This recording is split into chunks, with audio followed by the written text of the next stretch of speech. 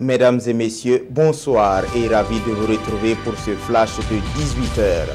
L'UEMOA, en collaboration avec la FAO, a diligenté une étude sur la contribution du secteur de l'aquaculture à la sécurité alimentaire et nutritionnelle. Hier, les différents partenaires se sont réunis à Ouagadougou pour valider les résultats de cette étude. Une étude qui pose les bases d'une vulgarisation des meilleures pratiques en matière d'élevage de poissons.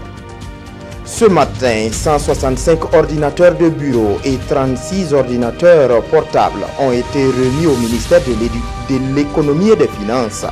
Le don est du Fonds international de développement agricole.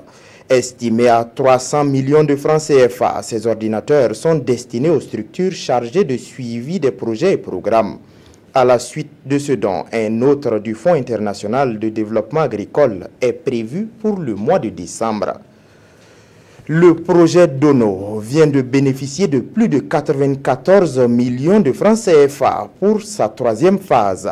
Ce projet intervient dans l'ouest du Burkina. Il a pour mission d'améliorer la mobilité en milieu rural à travers la réhabilitation des routes et autres pistes rurales.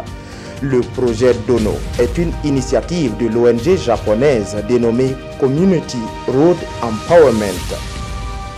La 8e étape du Tour du Faso s'est courue aujourd'hui entre Bobo-Dioulasso et Dédougou. Et c'est le Belge Benjamin Stauder qui est le premier à franchir la ligne d'arrivée. Cette étape longue de 171 km a été bouclée en 4 heures 17 minutes 30 secondes, soit une vitesse moyenne de plus de 39 km/h. Le maillot jaune reste la propriété du Marocain Salahedine Mrouani. En Espagne, 8 ministres catalans sont en prison. Ils sont inculpés de sédition et de rébellion. Ils risquent des peines de 15 à 30 ans de prison. D'autres personnalités catalanes risquent de rejoindre ces 8 ministres. Il s'agit de 5 membres du bureau du Parlement catalan qui devraient être auditionnés jeudi prochain.